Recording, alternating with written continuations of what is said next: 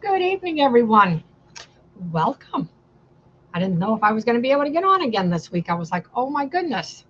I swear it must be a powerful message that sometimes the enemy just doesn't want me on to share about healing and restoration and all that. So, hey, good evening, everyone.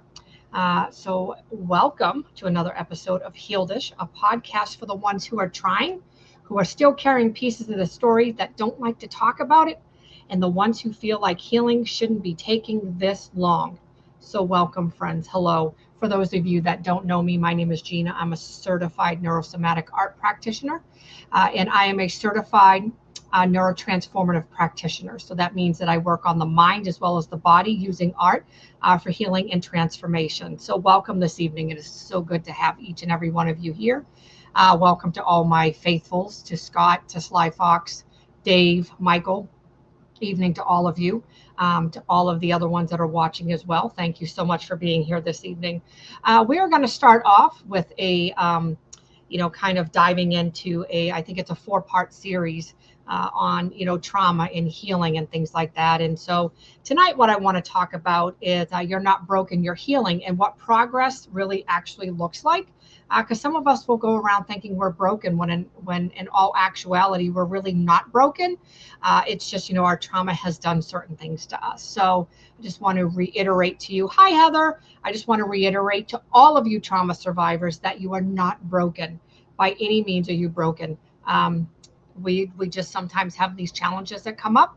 Unfortunately, it's the after effects of trauma, and so week after week we kind of guide you through some things here, and we're really hoping that you learn something, take away something, and it's something useful that you can use on your healing journey as well. So, so what I want to do is tonight I want to start right here at the root.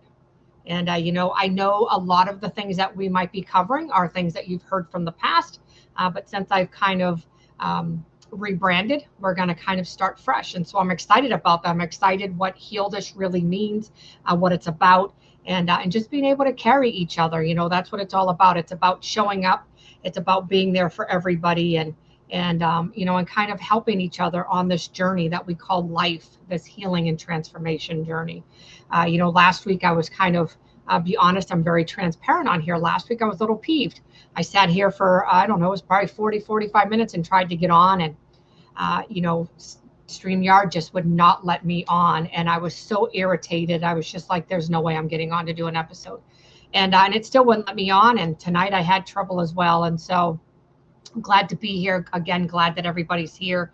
My goal is to do every Monday at 7:30. I'm going to start adding during the week. I've just had some setbacks in my life, and so trying to get back in the swing of things. I haven't been able to get on the computer. I haven't been able to do a whole lot of things. My capacity of being on anything to do with electronics is probably about an hour or two. And sometimes it takes me a little bit longer to record and to edit and all that things. And so I've kind of put those on the back burner a little bit until my eyes start healing a little bit more and things like that. So my goal is to start going live at least 3 days a week, if not 4. And to bring, certain episodes, not certain episodes, but different episodes, different things to come on and talking about, not only about healing and transformation, but I'd like to start doing some about my art that I do, and maybe doing some lives there and different things like that. So, so sit back, relax. The first episode is one I hope you come back to anytime you feel stuck, unsure, or nothing's changing. Because even when it feels like you're standing still, something inside of you is shifting. So go ahead, go grab that tea, curl up in your couch with a weighted blanket, whatever helps you feel safe. This episode is for the quiet parts of you that need reminding healing is still happening, even when it's invisible. And so how many of us walk around thinking, again, that we're broken when in fact we're really not? How many of us walk around with dysregulated nervous systems and go, oh my goodness, what's going on with me? I don't know how to regulate my nervous system, and things like that too. So, I'm always very transparent. And over about the last, I don't know, probably, since May 21st, let's just put it that way. So it's going on, almost 2 months now. I have had something panic show up in my nervous system. It happened on the way to my second eye surgery. I don't know what happened within my nervous system. Have no idea. I just know when I got to have my eyes done, when I got in to the back, my heart rate was outrageous. Didn't matter. I tried doing breathing techniques. I tried doing the 5-finger breathing technique. I've tried doing different breathing techniques. I tried doing tapping. I tried praying. I tried doing everything. And ultimately nothing worked. And of course I thought, oh my goodness, am I broken? Am I a failure? Like, what's going on? Why is it that everything I learned is not working? And so I started thinking, oh my goodness, something in my nervous system is telling me that I'm not safe. And what it boiled down to is control. It goes back to control. I can't control the outcome. So I think in the midst of driving, in the midst of, my husband obviously was driving. I trust him wholeheartedly. It's the other drivers I don't trust really. But then, I can't be in control. I can't be in control with what happens at the doctors and things like that. And so I think that kind of set my nervous system back, because every time my trauma surfaced, let me rephrase that. Every time something happened traumatic in my life, I didn't have control as a child. The person and people that were supposed to protect me, unfortunately, were the people that were abusing me. And so control, mine goes back to control. And so I'm working to understand that it's okay to give up control in pieces. Doesn't mean I have to give up this huge chunk of control. But ultimately, that is what's going on. There's a piece of me that there's just, my nervous system just doesn't like it. And so unfortunately, what happened is I have gone into a panic almost every day since May 21st. And so I finally went and got medication. I'm not doing your traditional other medication. I am doing more of the holistic. Seems to be helping. And so that is exactly what I am trying to do, and get my body back on track and things like that too, because that's exactly what I want to do. If I'm not at my capacity, I have no business trying to help other people. And so I'm getting back to where I am. I'm getting back to, my eyes being better, feeling better about myself and things like that. Because when you're used to being able to do things, and then your eyes you rely on your eyes. And so that's exactly what I rely on, is my eyes. And so I'm like, hey, okay, hello.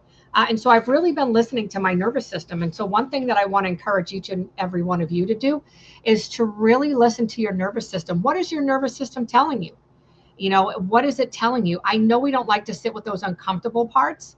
I am one of them. I will be the first to tell you, I hate sitting with the uncomfortable parts. But it was sitting in the uncomfortable and drawing when I was finally able to say, oh my goodness, this is exactly what's coming up for me. I drew a picture yesterday, and what was revealed to me was, it said, leave the past in the dirt. Your trauma is like dirt. It's not like mud. It doesn't stick to you. And so dirt ends up coming on, and you can actually wipe it off, and you don't have to worry about it sticking on there. And so I was like, oh, this is huge. And so the dirt of the past it's a matter of learning to slowly let it go. Don't say, just like, oh, you got to forget about it. No, because it's always going to be there. It's a matter of how do we deal with it. And so it's like dirt. You can brush it off, and it spreads, and it slowly starts just going away. When there's a breeze, it kind of just blows. And so it was a reminder for me that my past doesn't define me, and I can let go slowly. I can start letting go of the past and not allowing the past to take control over me. And so it was a really powerful drawing. And so, if anything, I just want to let you know that, sitting with the uncomfortableness is not very comfortable, obviously, but you will start learning and developing skills on how to work through those things, work through those layers that end up coming up for you. And so I highly encourage that. Start with 30 seconds and then work your way up. And so that's kind of where I am, and things like that too. So, and this is what Sly said. Yep. You don't want the meds, the quack family doctor wants you to take. You and I both need a new family doctor. And I do. I really like the nurse practitioner that I go to. And so technically she is kind of like a family doctor. I go for her. She's more of a naturopathic doctor. And so the things that I'm on have been working. And so I just want to encourage you, and then we will kind of get started. But, the things that I learn, I don't mind sharing. And so one of the things that we were talking about when I went and seen her was a lot of people don't understand that anxiety, depression, and maybe some other mental health challenges are actually, it's when your liver is not functioning properly. It's when you take so much medicine, that filters through your liver. It just kind of, the ducts become clogged. And so your liver doesn't function properly. And so doing a liver detox is what I'm doing, and some other natural medicines. And it's really helping for me. And so I highly encourage, I'm not, obviously a doctor or anything like that, but I highly encourage you to, for you to consider, talking to your family doctor or talking to a naturopathic doctor or holistic doctor or something like that, and kind of see, and kind of go from there. It is, sometimes those types of doctors, unfortunately, they do cost a little bit more, but the nice thing about it is you really only have to see them, maybe once a year, every 6 months or so. So, so there you have it. But anyway, all right, let's start, getting into our first episode of You're Not Broken, You're Healing, and what progress actually looks like. Again, coming from things that I've gone through, all of you are trauma survivors, or I think all of the people are in the chat, trauma survivors and things like that too. So let's talk about the brokenness. Let's talk about one of the biggest lies we've internalized. The idea that we're broken, that our trauma, our pain, our behaviors somehow make us unworthy. And so it's kind of like we need to be fixed before we can be loved, before we can rest, before we can live fully. And that's a heavy story to carry.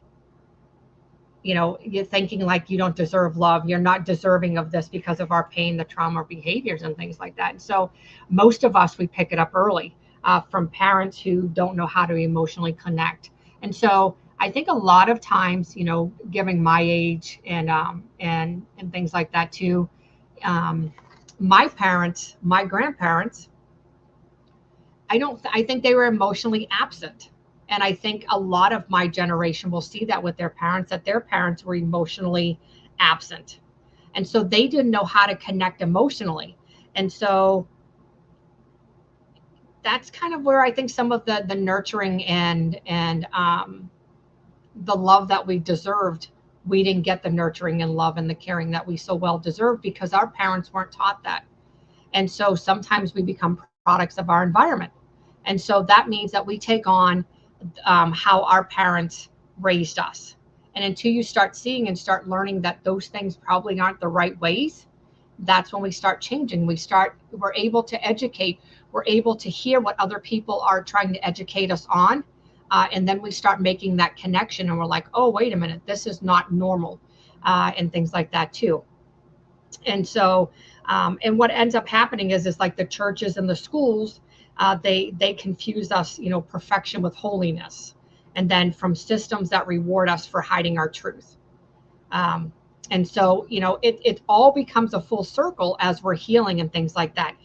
Again, so the parents, they didn't emotionally connect with us. And then, you maybe go to church and then they tell you have to, be perfect and you have to do this. And then it's like, and then we're hiding our truth. You're hiding everything that's going on. And then hiding the truth because, oh, God forbid you tell anybody or anything like that. But here's what I want you to know. You were never broken, never broken. You adapted, you survived, you made it through things that you didn't even have to think about.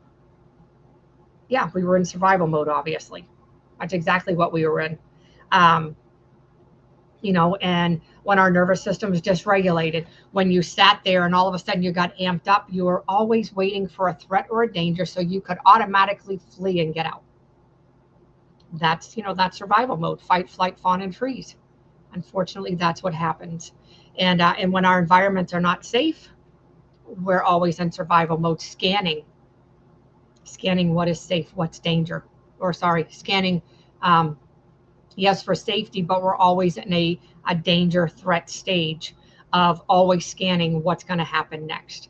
And so There are people that have developed autoimmune disorders, particularly like lupus and fibromyalgia.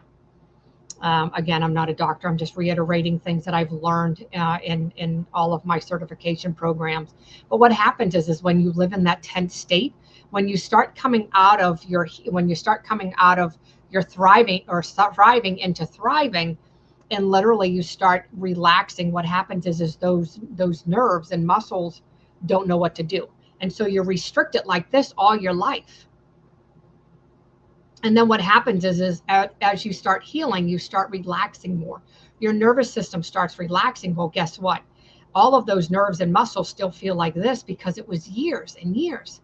And so it's working on the somatic part of it, which is the body. That's how you start relaxing all of your joints, your muscles, your nerves, your cells, all of that stuff. So you're not tense like this for the rest of your life and things like that. And so what I want to tell you is now that you're here trying to heal, that's not weakness, that's your power. And so, oh, Dave, I'm sorry. Hopefully you'll be able to hear us here or watch it here after a while and stuff like that. So have a good night. And I hope I catch you next week and things are, calm down a little bit where you are and things like that too. And so what I want to tell you again is that you're here, you're healing. You're trying to heal. That's not weakness, that's power. And so you have to look at it like it's power. Oh my goodness, this is how I used to be. Look where I am today. And what is your goal for the future? What is the small goal that you can set for next week? So what I want you to do is take a moment, breathe that in. You're not broken, you're healing. Remember that. And that's something that I want you to tell yourself. There you go. That's all right. You know what? You have 7 days, dude. You have 7 days. Catch it and then let her watch the other one as well. I get it. Life is busy. So take your time, watch a little bit, and I will catch you next week, Dave. And so what I want to tell you is let's go a little bit deeper, because sometimes when we're healing, we don't even realize it. So how many of us we look and we go, man, I haven't healed. But then you write things down, because for me, I'm a visual person. So I can say, I'm healing, but then I don't really see it. And then I start writing things down of what I used to do a year ago to where I am today. And I was like, holy smokes, like I have healed, or I am healing. And it makes a huge difference when you can literally see it. It's just like, oh my goodness gracious, it's crazy. And so I did the same thing. Again, I shared this. I did the same thing when I wrote out my testimony for when I share it at a speaking engagement. I look at God and I say, oh, God saved me. God did this. God brought me through the fire, da, da, da, da. But it wasn't until I literally wrote down what God had saved me from that I was like, oh my goodness, like God really did save my life. God really did bring me through a lot of these things. And I was it just changed me. I don't know. It just changed me and things like that when I was really able to see it. And so I'm a visual person. I need a timeline. I like to be able to see it and I can register it a lot better. So that might be you. Maybe you need to draw it out. Maybe you need to do a geneogram of some sort, kind of seeing, your trauma, but where are you healing? And stuff like that. Maybe you just need to draw a timeline and say, this was the old me. This is me today. And think about it. Maybe it's something as far as something small, but small is great. Maybe you used to be a very angry person and now you're able to control it and think before you speak. That's huge. Or maybe you don't get as angry. You're still a little bit angry and furious, but you don't let that side of you show so much, but you're still angry, but you have learned to talk without allowing your emotions to overcome. That's huge too. So every milestone that you're meeting is huge. It's a power, it's healing. And so don't ever tell yourself that you're broken, because you're not. So let's talk about the 5 signs that you're healing, even if it doesn't feel like it. Number 1, you feel more, not less.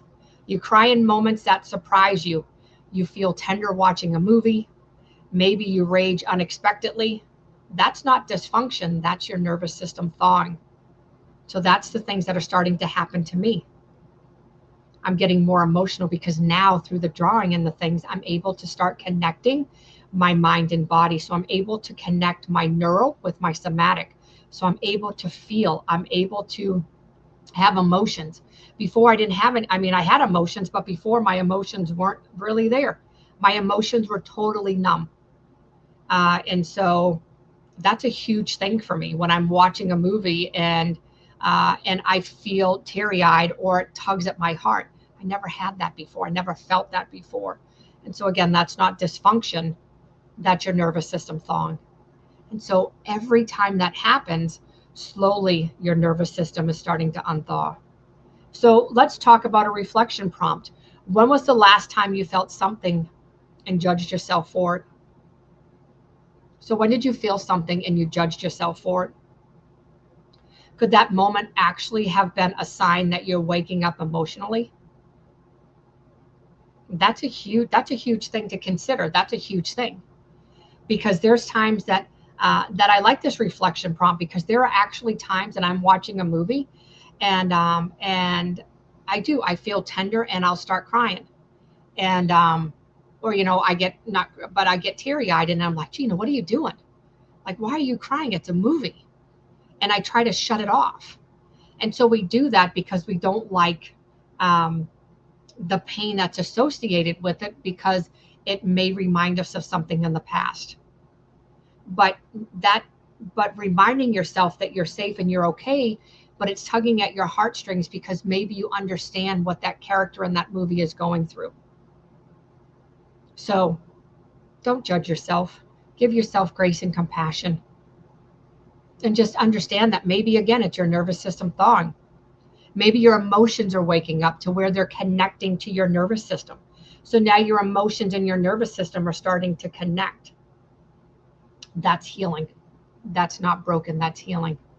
That's a huge factor in your healing. Another thing that I always hear people say is I'm numb. I dissociate. I numb. I do this. I do that. And so you're not numbing. What ends up happening is the version of you will shut down to survive. It's a protection, like a protection manual. Your body is automatically knowing, oh, danger, I'm shutting down, danger, I'm shutting down. And so, yeah, in a way you do numb, but what's happening is you're not numbing. What's happening is you're different. You're noticing more. Maybe even feeling your body for the first time in years. So that's progress. So basically what ends up happening is the version of you who shut it all down, you used to shut it down. You might still shut it down some, but you're not numb, because now your body is waking up. You're able to feel everything that's going on. You're noticing things in your nervous system. Again, that's the somatic portion of it. You're using your mindfulness. You're becoming aware in your mind of what's going on in your body, the somatic. And so you're like, holy smokes, what's going on now? And so that's progress. That's mindfulness. That's neurosomatics. That's using the mind and the body. That's neurosomatics. And so you're starting to notice more what's going on in your body. A lot of trauma survivors that have complex trauma, or even, regular trauma, what ends up happening is we carry a lot of guilt. Oh, I can't take a nap because the dishes aren't done. I can't do this because I got to mow the yard. I can't do this. You always make an excuse why you can't do anything, or why you can't rest, or you can't do this, as if you're not deserving. How many of you do that? How many of you say, I can't rest, or I can't do this because I have this to do, and if I don't get this done before I rest, I'm going to feel guilty? I used to be that way. I used to say, I can't rest because nothing is done. I can't rest because, oh, the dishes aren't done. I got to do this, this, and this. I would run on overdrive. And what ended up happening is as I started shifting, I started realizing, when you start shifting from survival to thrival, I know that's not really a word, but it rhymes. From survival to thrival, surviving to thriving. So what ends up happening is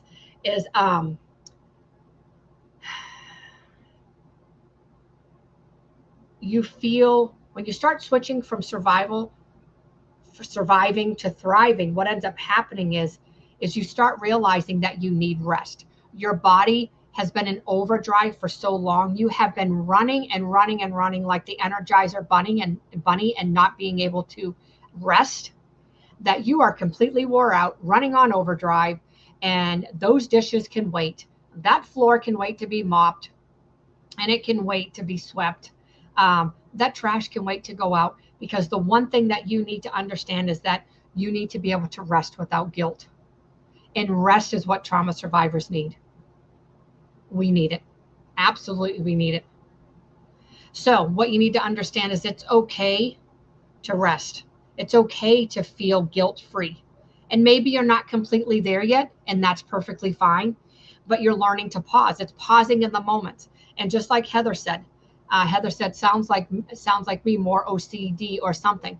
And so, and that's what it is. And when you constantly are on the go, OCD is a trigger. You know, you constantly have to do things because you feel like if you don't, you know, a lot of people don't like to sit with the thoughts. They don't like to sit with what's happening in their body. But as trauma survivors, we need rest. Our body needs rest to rejuvenate. And sometimes you're going to find out that you're going to rest, and you're going to find that you may have to rest for days. And so ultimately, I am in a time of rest right now. And I firmly believe that, looking back at everything that has happened in my life over the last year, with everything that I've had going on since January, being sick. I'm hardly ever sick, but I've been sick several times. I ended up with the flu, and then I ended up with, I don't know, kind of like, I want to say bronchitis or something, lung disease or lung issue. I mean, infection, not disease, but lung infection. You know, and then I had my eyes, and there were so many things that happened to me. And I think God was just saying, Jeannie, you need to rest. You're always on the go, and you never rest. When do you rest? You do everything for everybody else, but when do you take time to rest? And so I think right now I'm in a season of rest. And I think that's why God has me in the season of, I haven't been on the computer very much. I'm not on my phone a whole lot. There are times that I am, but I'm looking up things, and, you know, and then my eyes get sore, and I was like, yep, wait a minute. Nope. I'm in my Bible more. I'm reading my Bible more. I'm learning more. And so my season has turned into that I can rest without guilt, and I'm getting there. It's okay for me to rest in the moment. And so when you need that nap, take that nap. Those dishes can wait. All of that stuff can wait. It's a matter of training your brain to say, you know what? I need to rest. I need to rest without feeling guilty. It's learning to pause in the moment. And when you're starting to believe that your worth isn't measured by productivity. And so that's what you need to start believing. You need to start believing that your worth isn't measured by your productivity. You need to, that's what you really need to start, that's what you really need to start telling yourself. You really need to start telling it and believing. You need to take care of yourself. Self-care is huge. Doesn't mean that you need to go out there and you need to do everything else, but you need to take care of yourself. If you need to rest for 30 minutes, sit down for 30 minutes. If you need to take a nap, because I'll tell you what, when I was down and I was doing everything and going on and on and on and on, I'll tell you what, I was down for 8-10 days. Couldn't do much of anything. I needed to rest. No matter how much I felt like getting up and doing things, I had to rest. And so listen to your body, listen to what's going on. And don't ever hesitate to say, you know what? Oh, I got to do this, got to do that. Don't ever hesitate to do something and never feel guilty about doing it. Your body needs you. Your body needs you. So what's a micro win example? So one of the things is taking a nap and not explaining why, saying no without over apologizing. So many people pleasers will apologize over and over and over and over, constantly apologizing. And so when you can take that nap without explaining why, just, I'm here to take a nap. I don't need to explain. I used to be an over explainer. I used to explain everything. If I would say, no, I can't help you, I would explain why. If I needed to cancel an appointment, I would say why. Instead of just saying I need to cancel my appointment, I would literally say, oh, well, I got this. And then finally, within like the last 6 months, I'm learning that I don't need to give people an explanation as to why I need to cancel an appointment, why I need to take a nap, why I'm taking a break. It's nobody's business. But when we overthink, we over explain.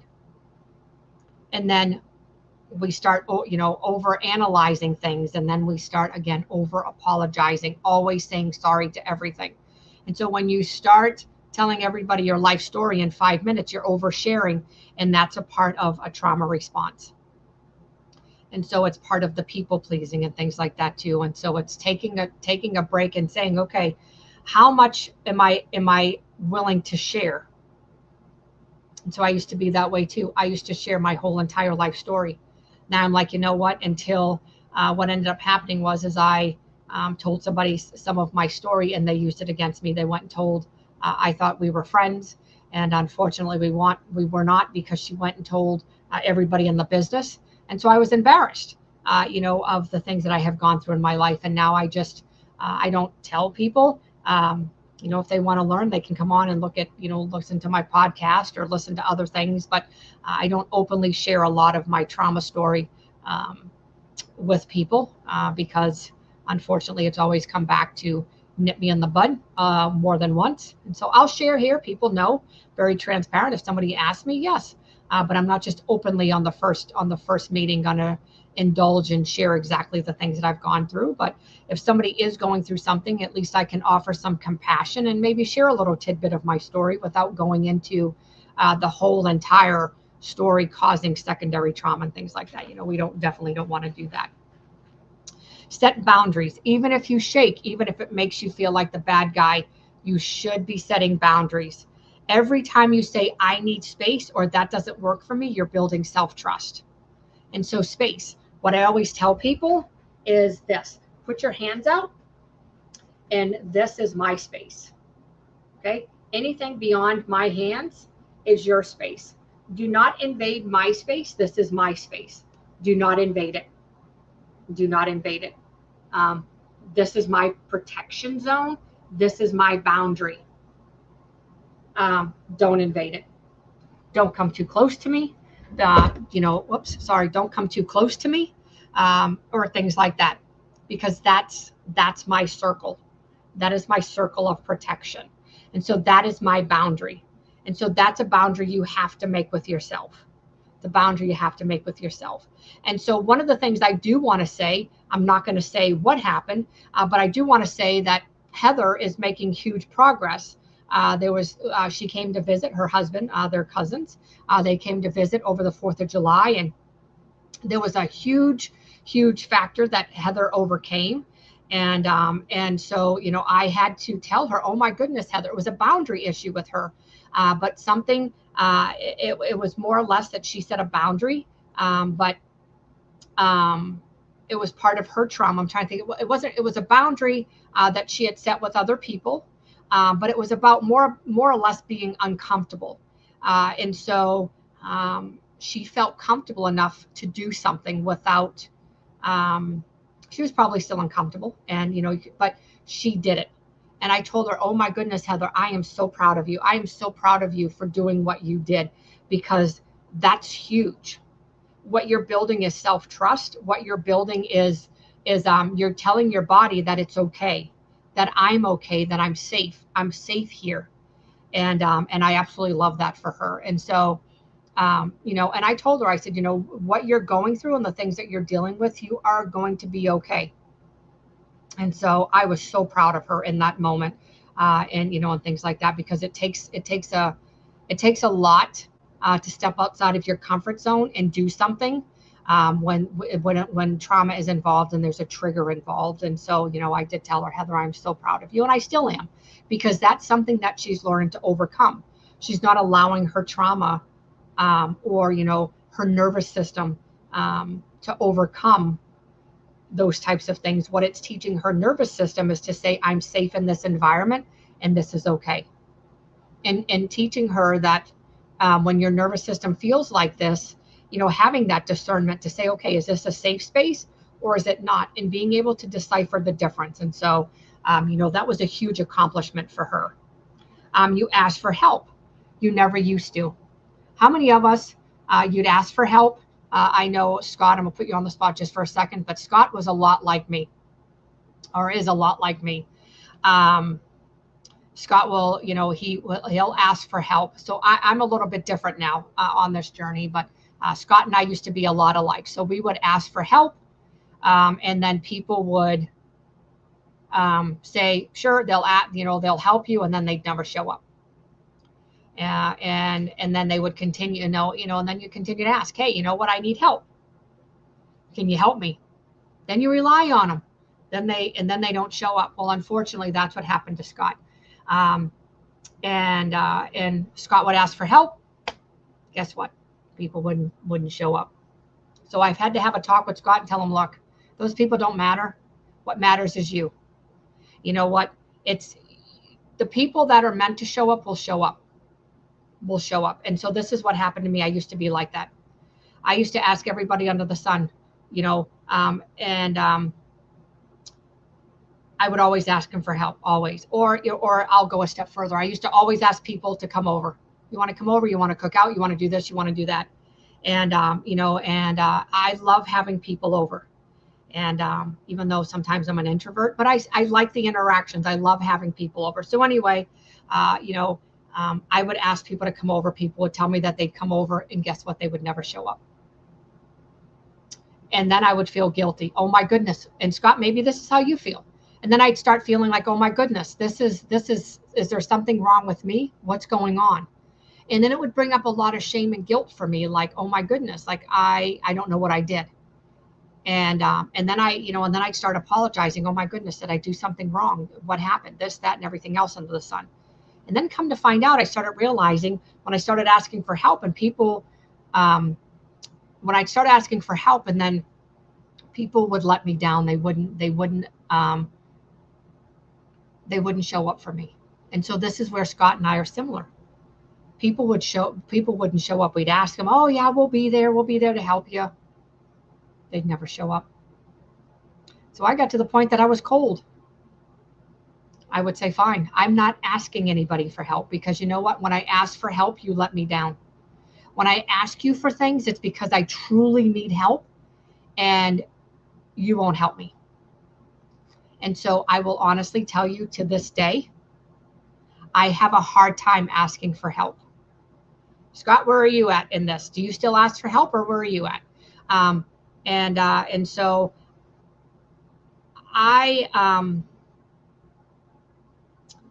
this is one of the things that I'm not where how do I want to put it? I'm not where I want to be with this. And that's good. So Scott says I still have, I still have little faith in peeps. Well, at least you still have a little bit of faith and stuff like that. But one thing I do want to say is you'll find your corner of people who will be in your corner and be willing to help you. And it's unfortunate, because you have a great heart. You're a great guy. And it's, same thing with me, and I sit there and I think, man, what's wrong with me? Like, why do people not want to help me? But then I look at it's this day and age. People don't want to help for free. People want money. They want to do this and do that. And so I don't ask people for help anymore. I've tried to ask people for help, and they always let me down. Always let me down. Nobody has ever showed up. And so I'm like, fine, I won't ask for help. And I will do things myself before I will ever ask anybody. And so that's an area of my life that I need to work on. And so I'm not there. But if you are in a place that you're okay to ask for help and you never used to, that's a huge shift. That is a huge shift for you. Unfortunately for me, I'm not there yet to ask for help. And maybe I will be. But I got to a point that being let down outweighed more than me asking for help anymore. So it drains you. And so maybe in time, when we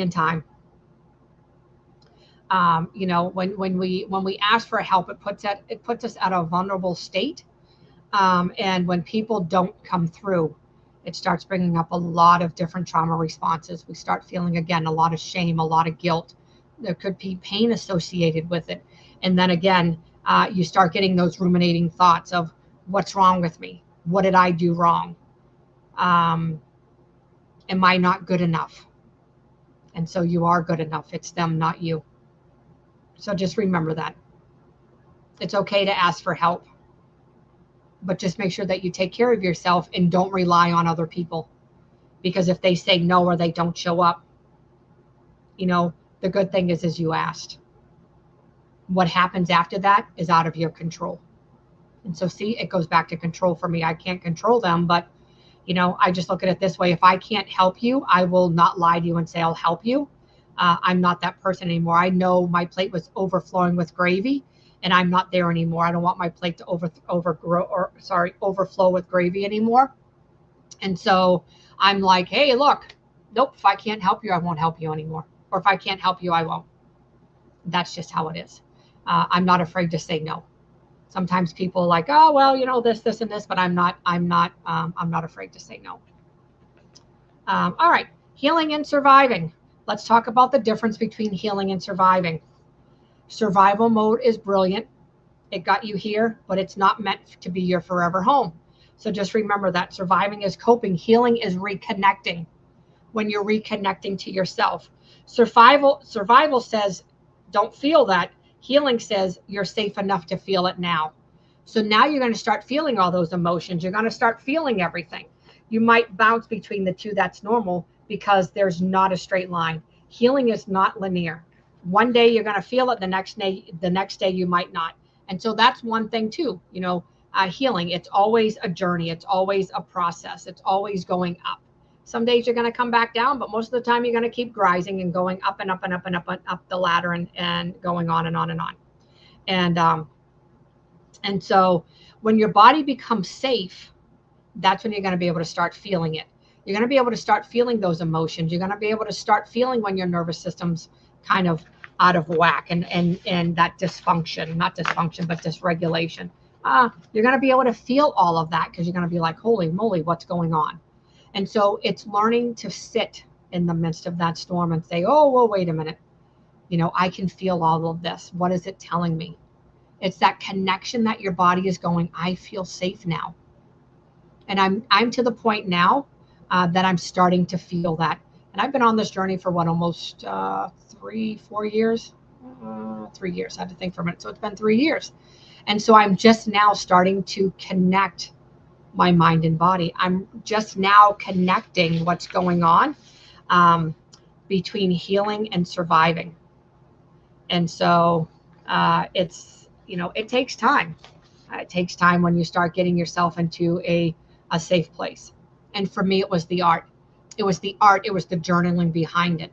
And so, that's huge for me and things like that too. So,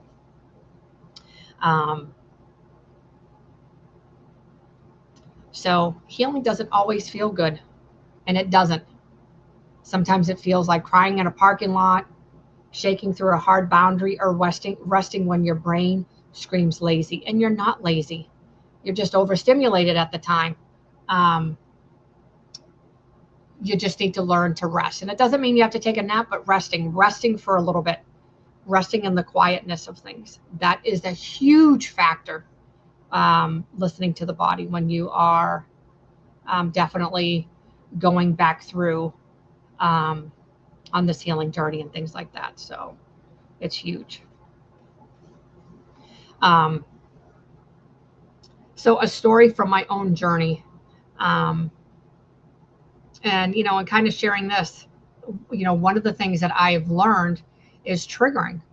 When we walk around and we're triggered every day, we're triggered everywhere we go, we're triggered. It's a matter of, feeling like, oh my goodness, what can I do? And so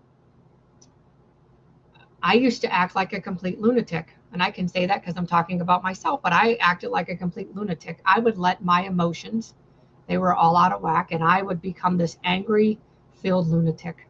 Not really a lunatic, but I shouldn't call myself that, but kind of in a way, that's kind of how I looked at myself.